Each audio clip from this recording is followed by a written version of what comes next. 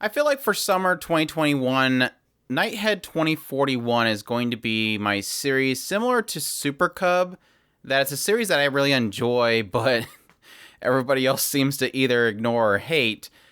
But yeah, I'm really am still enjoying the show. Now, granted, this for reasons different than Super Cub. Let's make that perfectly clear. But I have been thoroughly enjoying Nighthead 2041. As I finish this third episode of the series, I almost said second, third episode of the series, I think it's really kind of around. They're pulling off suspense really well, but you also still have that really solid music, and kind of the story itself is laying out very interesting. That's what it's really kind of grabbed me so far.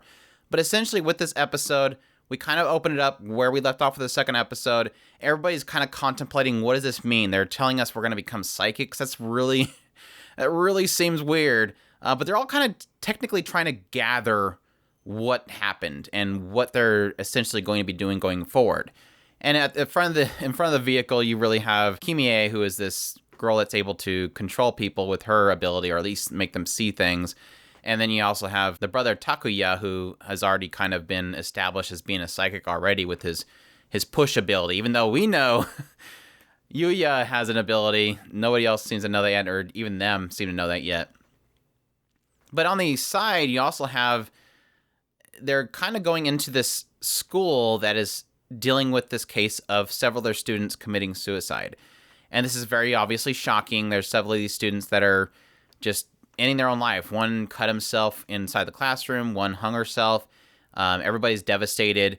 At the same time, some students that are all kind of connected to these other two students are all devastated for a different reason. As you have them kind of meeting up in some sort of club room, they're talking about how they've been cursed.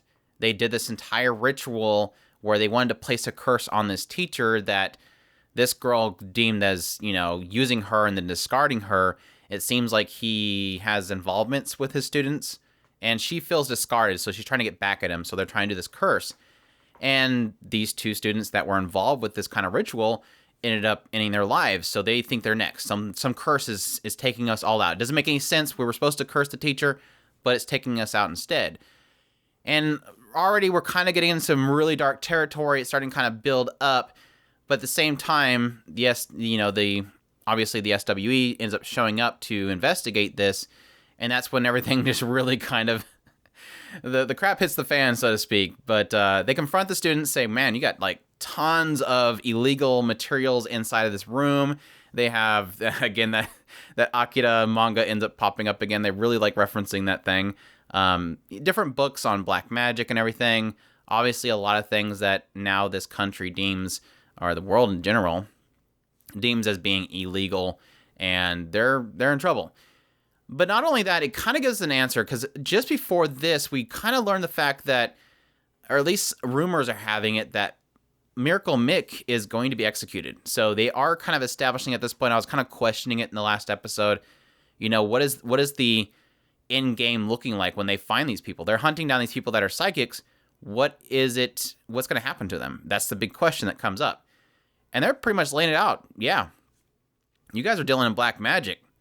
You're doing this ritual. You're going to get executed. Like they've already established these students are death sentence. They're going to lose their lives. So that's where it's really kind of already getting into the realm of, man, this is, I don't know how long these characters are going to be okay with this. They so far seem like, at least with Michio and Reika, they're stating this. So obviously they're going okay with this whole idea. Whatever the commander says is going to happen. Michio is like literally said that before. Is like, if the commander says we're going to become psychics, we're going to become psychics. His word is ultimate. But as they're telling these kids this, one of them decides to jump out a window and ends her life. So again, this curse is already still coming into effect. But obviously, Kimie knows this is a mind controller. Somebody is controlling these students and having them in their lives. And so they got to figure that out. But as one of the other students trying to flee, yeah, this was the what the crap moment. Like, we had this moment where Rika runs to the window. This student is trying to climb around the outside of it, and she starts firing at him. And it's like, whoa, what the heck? They're literally going with this whole idea that if you do anything illegal, you're dead. But I didn't think she was going to be that heartless. But yeah, it turns out she was being controlled, forced to try to shoot at this girl. Once Michio tries to stop her, then he becomes controlled and he goes after the other members. So everything's just going crazy. This mind controller is just making everybody jump to their deaths and shoot each other, and it's getting nuts. We also had, previous to this, Kimie was warning to Takuya that he's got to learn how to use his ability. Not, you just don't awaken and you know it. And that's kind of shown here as he tries to do this kind of force push to knock out Michio. He about decimates the entire parking lot in the process. So he's going to have to learn some control, that's for sure. At the same time, on the side, we're following the other two brothers, Naoya and Naoto, and they are trying to find their parents. They come to their home, it's gone. Then they ended up meeting the girl, and Naoya actually ends up getting the identity of this girl, and this is Shoko. And he believes that Shoko wants them to go to a particular location, which you find out later is the factory that their father owned. But it does seem like Shoko, this schoolgirl that's mysteriously popping up here and there, is definitely kind of trying to speak to Naoya and Naoto.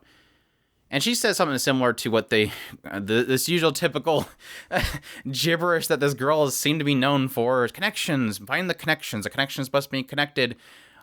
I'm assuming it's what she's talking about is the connection between these brothers and Yoya and Takuya, those brothers, because we'll find out at the end of the episode that there's a strong connection there.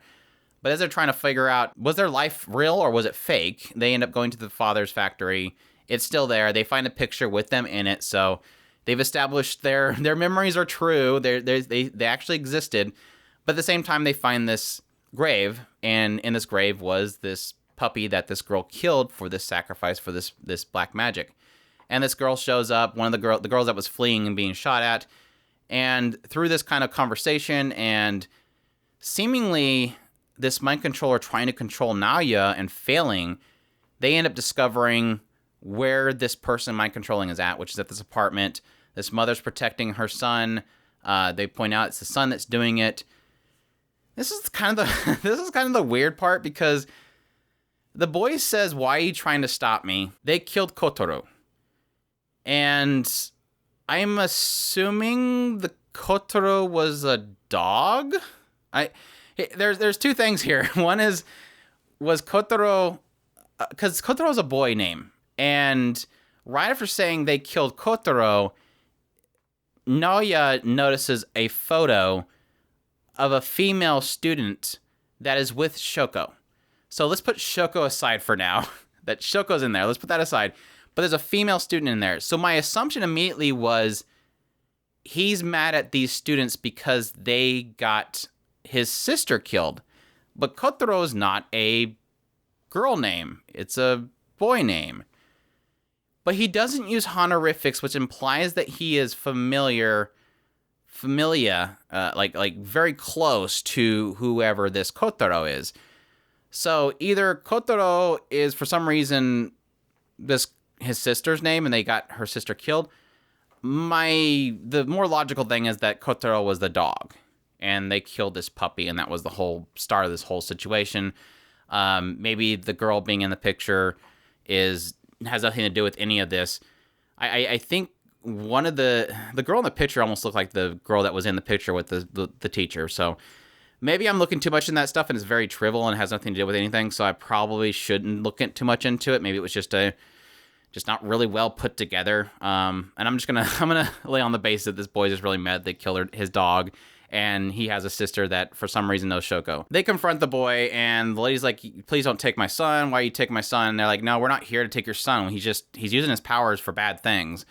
And I was really curious if, like, what are you guys gonna actually do? Like, are you gonna talk him out of killing people? I mean, I don't really see this going anywhere well, because this kid's already established he's willing to kill people. And I mean, as much as I don't like the idea of them stopping people that have psychic powers and assuming they're criminals the way that the organization is doing, this kid's technically bad, and I don't think there's any way to really stop it at this point. But yeah, sure enough, the SWE shows up, and they shock the boy, knock him out, and then the other two brothers flee, and then both sets of brothers end up meeting out in front of this apartment.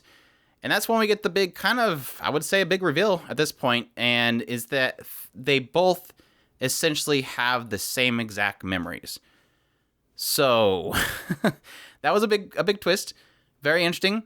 My assumption at this point, my theory at this point is probably going to be, since they have established that they have a photo, and Naoya and Naoto, the ones that escaped from the lab, they have an actual physical photo that they've seen themselves in. At this point, they've established that that's probably their history. And my assumption at this point is that Yoya and Takuya are essentially bred from them two. Like, this lab possibly was trying to duplicate their power, and in doing that, created Yoya and Takuya. And so Yuya and Takuya have the memories of them as clones, but that wasn't their history. So the brothers working for the SWE, that's not their history. Their history was essentially the lab experiments history. So that's where I'm going to go with my theory on the whole situation. That's why they have similar memories, just that one's a clone, or the one pair is a clone. So yeah, once they kind of have a meetup, the brothers flee, they shoot at them, some guy randomly shows up and knocks them out and saves the two brothers from the lab, and they run off together. See, I guess the other hanging thing is the fact that why was this Shoko girl inside of this photo? It does imply that Shoko led them there. I'm assuming that it does seem odd. I'm very puzzled by the fact that she would be in the photo. I'm not really sure if that's going to be some kind of significance there. Obviously, we've established that the Shoko girl is from a long time ago. She's wearing the same outfit. She's kind of always been around. So maybe the sister in the photo was a psychic, and every psychic somehow, for some reason, will see this girl. And maybe she took a picture with her at some point. But it is odd. It is very odd that she would randomly be there. But it does imply the idea that she did lead them there. My thoughts on why she would have led them there was because she wanted Yoya and Takuya to meet Naoya and Naoto. Like, these two sets of brothers need to meet each other, and she was kind of pushing that through. Again, I don't know why she's in the photo.